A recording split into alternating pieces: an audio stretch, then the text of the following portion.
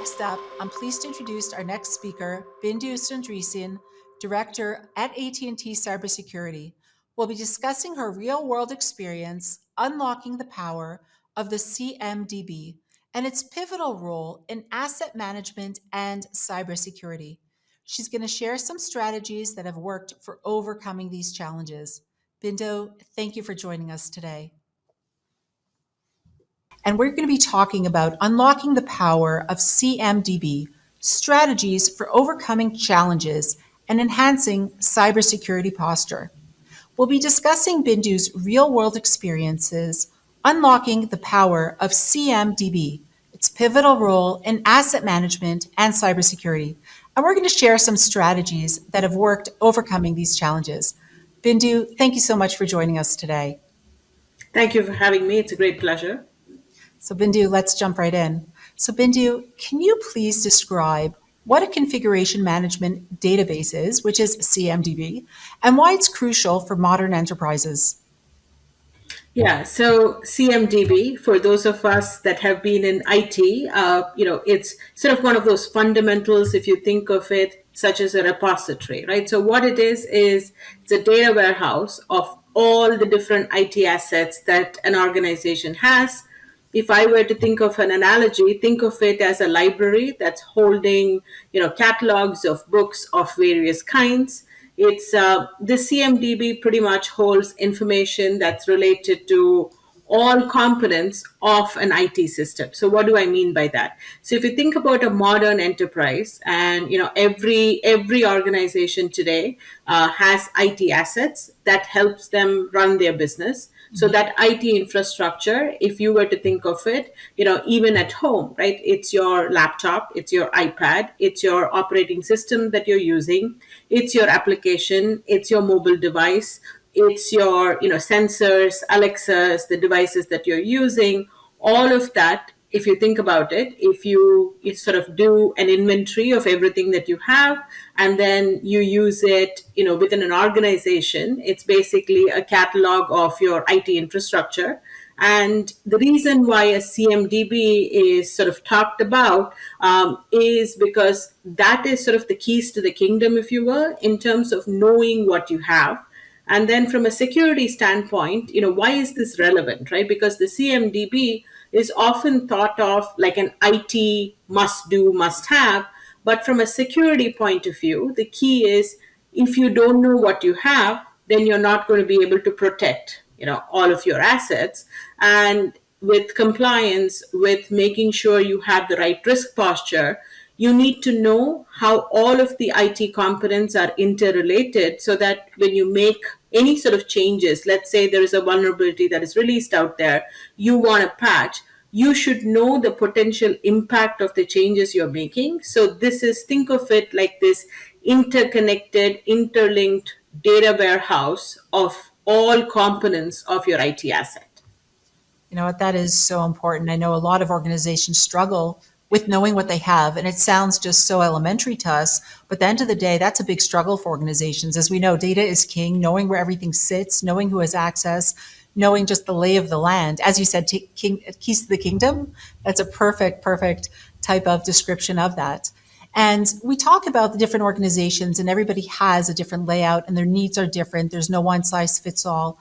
So how does a well-implemented CMDB contribute to the strategic objectives of an organization? And again, there's no one size fits all, but there's a basic lay of the land for every organization. Yeah, so, CMDB, a well implemented CMDB, let's put it that way, supports a strategic objectives of pretty much every type of organization. We all want to reduce costs. We all want to improve, services. We want to improve, the ability for us to be able to respond to a breach. We want to make sure that the data that we have in these assets are accurate and complete, right? So, if you think about why a good CMDB will help you is basically if you don't have accuracy in those records, then you're not going to be able to patch for the right vulnerabilities because, again, you don't have accurate information to be able to apply those security fixes. You're going to end up being non compliant with most regulations. you end up being inefficient in terms of delivery of the service, because again, fundamental to any service delivery today for any type of organization, the IT assets are sort of that core, like lifeline, if you would think about it. If you fail within that CMDB to record that asset, and if you actually fail to record those interrelationships, then these are the types of assets that will become very easy targets to security breaches, right? So the key is having that CMDB clean and healthy goes a long way in really helping you achieve those strategic objectives. You need to know what your end of life devices are. You need to know what your end of support devices are. If you have that accurately in your CMDB, then it'll help you reduce costs. When I do, sort of security projects within organizations of varying maturity, some of the challenges, you think, you pointed out how it's a fundamental, right? You feel like, would this not exist in every type of organization? And yes, it existed and it exists, but the key is the broken CMDB, right? The challenge is because they're not able to keep it up. They're doing this extremely manually. So think of like spreadsheets. And if you think of how organizations have evolved, right? Today you have cloud assets. You're going to have IoT devices. You're going to have mobile devices. Gone are the days where my network infrastructure sort of, had this whole castle and wall approach, and it was fairly static, right? I was not making all these changes. Today, you look at organizations, they're constantly transforming in terms of their overall sort of IT transformation efforts.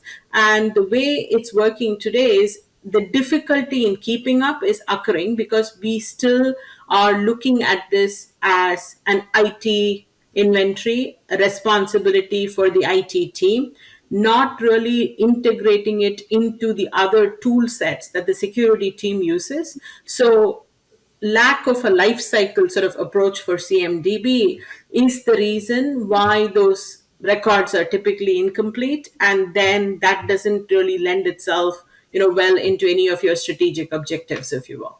Certainly. And I think you hit the nail on the head with that there.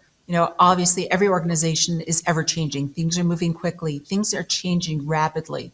And not having the accurate data and the stuff around it to really understand what's within the organization, what the tools are, what level you're up to at a specific time point in every part of the organization. Like, think about it. Anything goes stale at any point, or it's not up to par or up to date. Think about, should a cyber breach happen? Should a cyber attack happen? Those are areas of vulnerabilities that the bad actors can get right in. And organizations really need to pay attention specifically to make sure that they are all over that in a very big way. So you're right on point with that.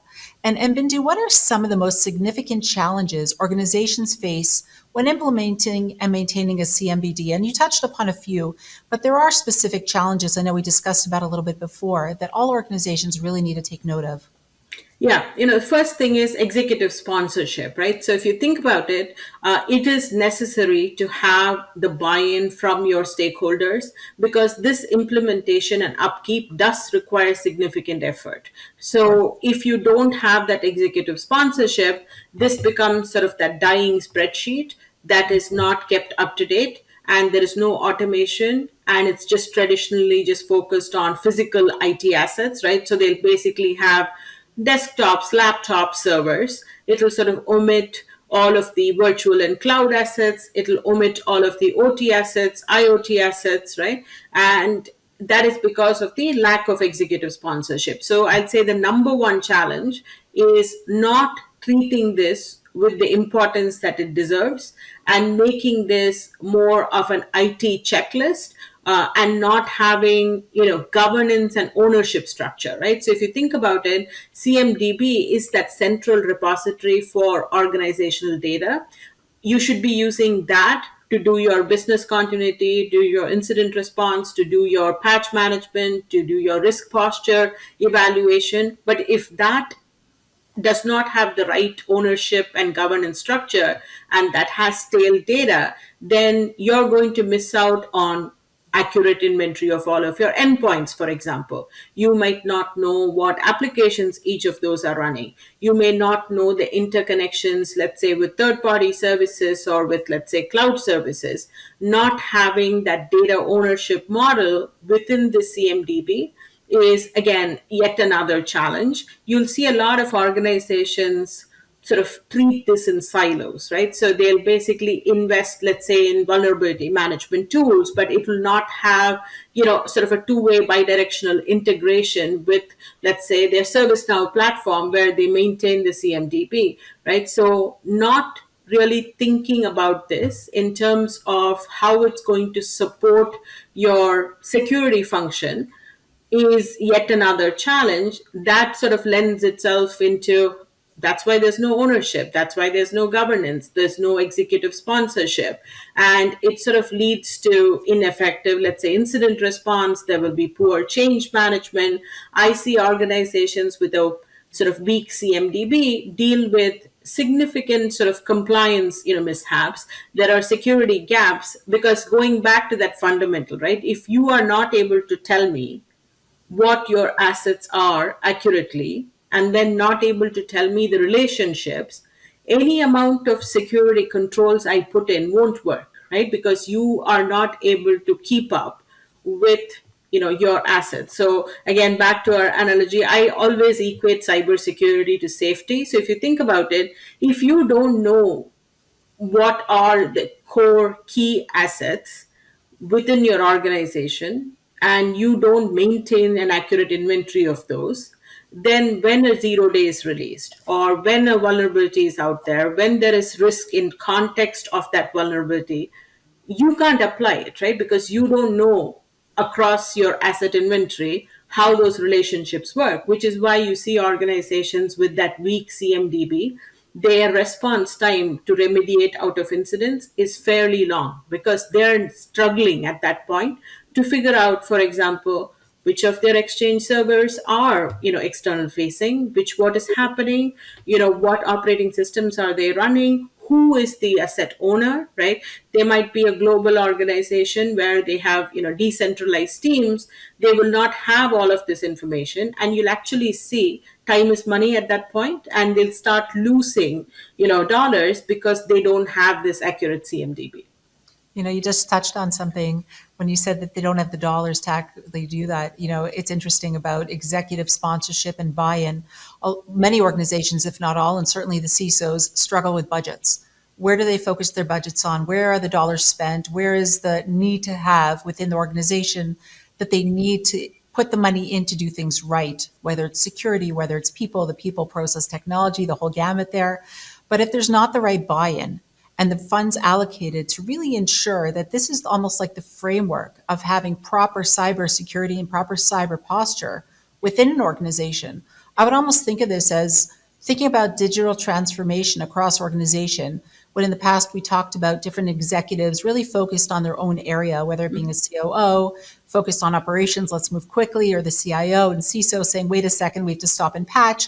And it's almost like butting heads because we don't want to stop and pause, it's too expensive. But if people are incentivized, and I would almost say educated and trained appropriately to understand the risks as well as the rewards within the organization that will run much smoothly at the end of the day, it'll mitigate any type of headache should a cyber breach happen. I think people would be more on board and the cyber posture of the entire organization would be at a better footing. So I love your points and how you really picture that to our audience. And now we talk about some of the risks and some of them that are associated with incomplete or inaccurate CMDB records, and particularly concerning security and compliance. And you started painting that, I call it lovely picture, but it's not a lovely picture for any organizations watching. It's more of a headache to be dumbed down a little bit, but much worse than that. I'd love to hear your thoughts around that. Yeah, so see, gone are the days where we have to live with the headache, if you will, right? So today you have tools available that can give you comprehensive asset information. It can give you the hardware, the software, the attributes, included within that, any sort of, the richness of that CMDB entry, right? About 10 years ago when, I was working on one of these projects and I looked at the CMDB that they were maintaining, It was more like a checkbox exercise, right? Like they're like, yeah, just enter the asset in there now, but it has zero context, right? So you'll enter the asset, but it's not rich enough. Today, those types of problems can easily be alleviated. You have integrations, right? So for example, you can know what the patch status is of a particular asset. You can know what the compliance posture is. You have specific modules within a number of vulnerability management tools. And I have a lot of experience using Qualys. So I'd say, between the CSAM module and the VMDR module, you'll actually see it integrates really well with CMDB to be able to correlate that asset data with that vulnerability information, right? So, because you get the different sensor types, you're able to actually synchronize that data. There is a solution for all of this. So I'd say, we don't have to think of this as one of those headaches that you don't have a solution for. I strongly recommend, when we work with customers, hey, one of the fundamental questions we ask is, when was the last time you audited your CMDB? Right? And you'll get varied answers. You'll get answers like, hey, that's not really going to help us because it's so inaccurate, right? So the fact that those inaccuracies exist, those redundancies exist, you are not able to prioritize fixes based on business impact and risk, mainly because those records, those entries are inaccurate. And I'd say CISOs today have the ability and the options with tools that, gone are the days where, security tools don't communicate with each other, don't work with each other. You have to think about, doing your own custom development to build, integration. Today we have APIs that, are, a joy, right? Because you actually have the ability to integrate. You're able to see the benefits of the different tool investments you've made. So I would say, I strongly urge, right? So if you, for example, if you're able to enrich your CMDB entry with any type of security related data, right? So patch status, compliance posture, vulnerability assessments, look at, your policy compliance modules, you're able to get that context. That is a rich CMDB entry. And that will go a long way. That investment that you're making in that integration, it actually will help you with automated asset discovery because you're able to get that. Now you won't have a CMDB that doesn't have all of the types of assets in it. You've now accounted for your, virtual assets, your cloud assets, your mobile assets.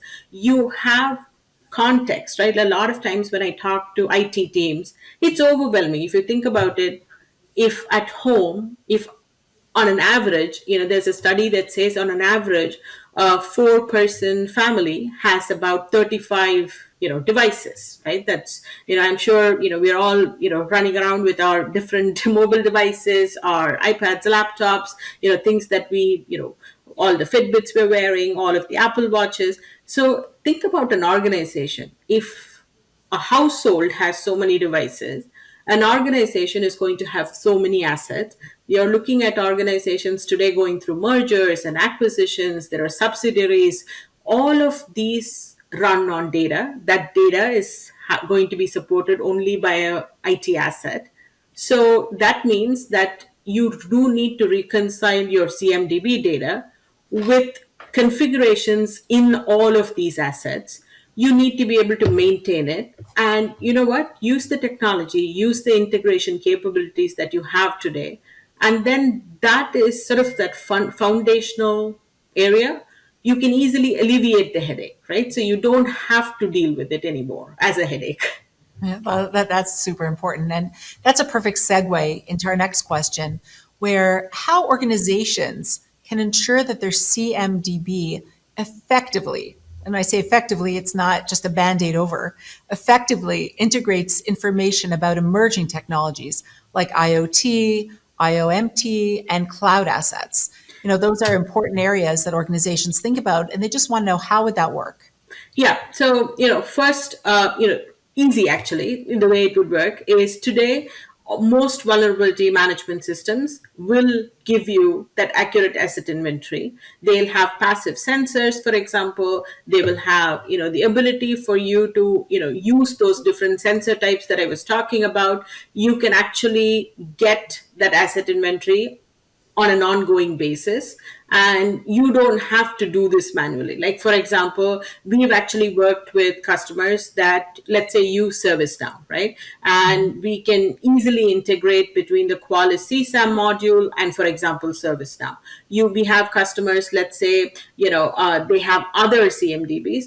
We have APIs to be able to use that integration. So I would say leverage, these sort of technology platforms to be able to get that accurate asset inventory of all the different types of emerging technologies that we just talked about, right? Like OT, IoT, cloud assets. These are at this point fairly easy to do, right? We can easily get all of this using advanced discovery, with monitoring tools. It will automatically discover assets, it'll categorize those types of assets, and then it'll integrate it into your CMDB. You have better visibility and good control now. And these emerging technologies are no longer, one of those things where, oh no, I cannot, really, know which OT system this team is using. You can actually, with the passive sensor, pick it up, right? So gone are the days where you can say, you know what, no, these are all IT assets. This part, I have it figured.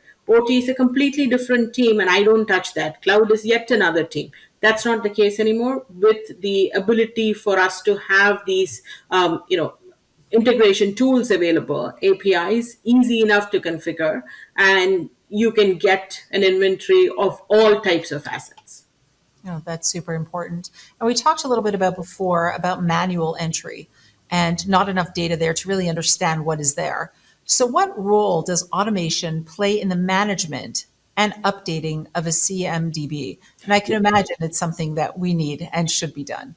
Yeah. So, from a life cycle standpoint, right, one of the, fundamental issues with CMDB used to be, oh, my IT environment is constantly changing. I really cannot have like this functional requirements analyst go across different teams and gather all these changes, update all the network diagrams, detect all these new assets and bring it back. Now, with most vulnerability management tools that you have out there, including leading Qualys, you actually can detect these assets. You actually can do it in real time, and that will help you maintain the accuracy and relevance within the CMDB. So gone are the days where you'll have to manually go about entering all of this and sort of deal with errors because somebody told you the wrong information or somebody told you the wrong link between that asset and a certain application. You now are able to use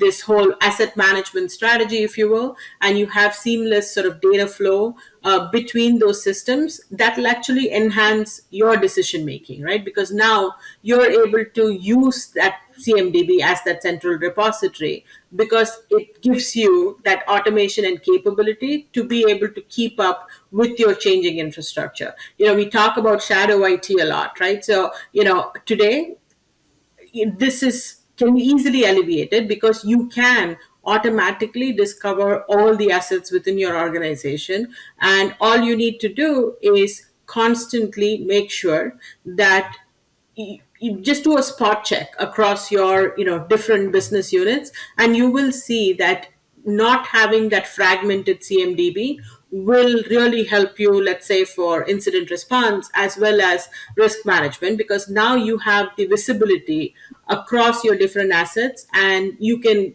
quickly identify root cause because you're not struggling to see which vulnerability maps to which type of an asset and what is that risk. You have all that in this sort of repository to be able to do it. Well, you said it right, accuracy and relevance. I think that is a mainstay for every organization and would kind of take away some of that worry of human error, of not Yeah. having the right information inputted, mistakes that we make as humans. That piece is taken away with automation and done right and done accurately, as you did mention. And then we move on to what steps, as you mentioned with fragmented, CMBD. So what steps should an organization take when they discover their Yeah. CMBD is fragmented or inaccurate? And how does a broken CMBD affect incident response and risk management within an organization? And I think that's going to paint a very scary picture. And hopefully organizations out there will really take notice and understand the importance of doing this right and doing this well. Yeah, so if you think about, first let's start with like, what do you do to rectify a broken CMDB, right? So first step is after you perform like a comprehensive audit, right, of, what your database looks like today, let's identify discrepancies, understand the root cause of why. Like, is it because you haven't configured, let's say, your global asset inventory to be able to pick up those assets on an automated fashion? Is it because you don't have the process streamlined? So how does, like, for example, I would, we talked about incident response, how it can hinder incident response, right? So one of the things that we constantly tell, folks is, you cannot protect everything equally, right? Today, gone are the days where you can say, hey, I'm going to draw a circle around my organization. All my assets exist inside. I put a firewall around it. Now I'm protected. Those days are long gone, right? So today, if you need to be able to actively, deal with, let's say, a response readiness and response strategy, if you will, if you need to have like risk management into play, then visibility of these critical assets as well as their vulnerabilities are essential for you. So now let's look at it. Let's categorize the types of assets that are, within your organization. Let's identify those discrepancies. Let's get the technology and tools. Let's take a look at your vulnerability management platform. What is that discovering? Let's take a look at your incident response plan. Let's take a look at your BIA that you did, business impact analysis, where you would have actually done what your core assets are, what their value is, what does that risk exposure look like. If none of these things match, then there is a problem, right? We need to make them match. So now let's identify which one has the most comprehensive, and let's look at how did they get that data, from where, right? Are they doing it manually? Are they using automated tools? And then once you have sort of, to take your, not a pretty picture, but now at least you have a picture, then let's, fill the gaps or pieces of the puzzle that are missing. And usually if you take a look at, most organizations have a SIM solution. They may have an ITSM platform. If you're able to correlate these different systems where you are managing assets and you bring them together from a decision making and both an operational efficiency standpoint, you will be able to sort of fit that true picture by aligning all of your missing pieces and see where the gaps are.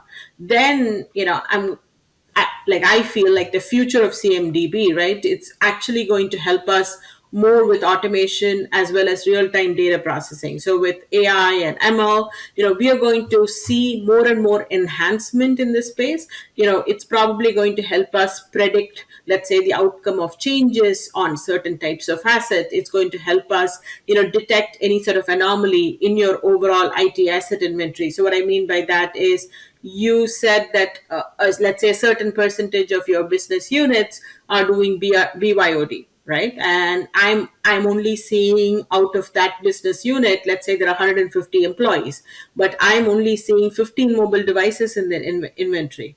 Oh, you know what? Math is not working out. It's not matching. We need to be able to open a, ticket, a case, to be able to say, okay, how are we going to go after this, right? So I think rectifying that broken CMDB will actually help you see improvements in both your risk posture as well as in your incident response capabilities. I think there's also another piece we could add to it. It's almost like there's organizations that say, well, one hand doesn't talk to the other. We really don't know how it's interconnected, what we have, what we have access to, almost like a wireframe of the organization in a detailed manner that gives the blueprint of the organization in an efficient way, not just to make it more efficient and secure, but really to make the organization run a lot smoother. And we talk a lot about integration and working with different assets within the organization. And how important is it to integrate the CMBD with other IT management tools and systems? And what are the benefits of such integrations? And obviously, the ones that are right out there, some of the benefits, but some that people haven't really thought of. Yeah, I'd say, being able to have that integration will help you tailor sort of your risk mitigation strategies, because now you're going to be able to accurately use that CMDB data to implement controls to be able to reduce identified risks. So that holistic view that you're going to get from having that integrated CMDB with other security tools will eventually help you tailor your risk mitigation strategy. And then think about it. Now you know that this is accurate. So it's going to help you with system availability, with performance. You're going to be able to reduce outage risks. You're going to be able to reduce security risks. Again, going back to that fundamental, right? If you have the right lay of the land, then all of the security controls that you are applying are with that context of risk in mind, right? Today, we all know this. The next attack is out there, right? The next 0 day is out there. There is going to be, let's say, a type of attack. But if you're not able to even know if that attack is going to impact you and the assets that you have, then you're going to be a laggard in terms of being able to, work on any sort of security measure, right? So I constantly go back to, you have to do the fundamentals right, right? Like you have to focus on those foundational, um, not sounding really cool, like in terms of, let's say, CMDB maintenance, right? Is it like cutting edge technology that you're going to implement for security? No, but it's the foundation, right? It's the fundamental that you have to get right to be able to deal with that next advanced threat that is out there, to be able to really be able to respond to those types of attacks. And I would say leveraging that accurate, complete data with the holistic insights that you will get, context rich CMDB. So that's the word, right? We don't want somebody to say, oh, yeah, I made sure that now my CMDB, what started, let's say, with 1,000 entries, now has like 2,000 devices. Not enough, right? Not just adding to that list is not what we're looking for. That context rich CMDB, the ability to talk about those interrelationships, having that ownership and governance, that is what that integration is going to help you achieve, that full picture that you can then say, okay, you know what, I know ongoing basis. And again, this is not a one time thing, right? So this is not like, hey, I checked the box, I did this, right? So having that unified view between your, let's say, your security tools, your CMDB with like the ITSM, making sure there is seamless data flow between these systems will improve your decision making. Oh, that's so important. And even expanding a little on the ownership and governance piece is more of who's responsible for the updating, who's responsible to make sure that the data and the accuracy of the input of the information in the CMBD is on time, it is timely, but it's relevant and it's the right data going in. But that's quite important little tools that you've mentioned as well. And we talk a lot about what do we see in the next 5 years. We talk about our lives, we talk about work, we talk about security, and let's focus specifically here, CMBD. So looking ahead, Bindu, how do you see the role and functionality of CMDB evolving over the next 5 years? And 5 years in the security world is a lifetime. So I'd Yeah. be curious to hear your thoughts. Yeah, so first let's talk about this year, right? So I read an interesting study from Gartner that said, through 2024, 99% of organizations that don't address, the quality, the data quality in their CMDB will face a business disruption, right? So they predicted this in their 2022 report that talked about 3 steps to improve IT service view CMDB data quality. So we are now, 2 years from there, and 99% of organizations that don't address this will face a business disruption. I'm going to say, in the next 3 to 5 years, we are going to see a mindset shift, right? I think folks are going to start to pay more attention to CMDB data in terms of using it for risk assessment and management, because we are all being asked to do more with less, right? We are all being asked, to there's this fundamental theory in security about, hey, irrespective of how much I spend, it seems like, threats keep happening. I'm constantly being questioned by the board about, will this happen to our organization? But I think what's going to happen in the next 3 to 5 years from a CMDB standpoint is it's going to take that vital place in making sure that organizations can achieve their strategic goals and IT operations and security overall. It's going to really help enhance sort of risk anticipation, understanding, and mitigation. So I'm going to say it's going to become front and center from the point of view of being used in terms of data and insights for security. But then, effective CMDB usage for incident response and recovery will also become, more of a talked about topic. And then behind the scenes, if I were to paint that picture, you'll have this CMDB with that rich contextual data that is continuously updated. And it's going to be sort of that key for a modern enterprise to be able to address any of the CMDB issues for them to achieve their strategic goals. Wow, that's great information there. And to your point, we could just look at the security world and technology world as a whole, the advancement and the speed at which the operating systems and the way that we're operating, the technology advancement and the data flow and the data input and the integration of technology and the advancement of technology is going to be so much faster and so much more hitting from all angles, having so much more integration and play within organizations.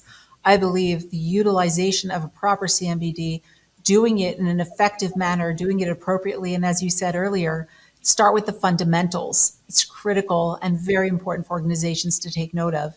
And Bindu, lastly, what advice would you give to all our IT leaders out there looking to start or improve their CMBD initiatives? And certainly after listening to what you had to say, I hope and I see that a lot of them will say, you know what, we really need to get started. What do they do? Yeah. Executive buy in, having clear objectives, adopt automation and integration capabilities, and focus on data quality, right, and completeness versus checking the box for CMDB. I'd say, those will put us on a great path forward. Oh, that was great. Bindu, such a pleasure speaking with you again today. And I'm sure our audience really enjoyed hearing your knowledge around this topic and a lot of topics you do speak about. You have a wealth of knowledge for our industry as a whole. So thank you very much for joining us today. Thank you. Thank you. I really appreciate the chat, and it's always great to talk to you, Shira.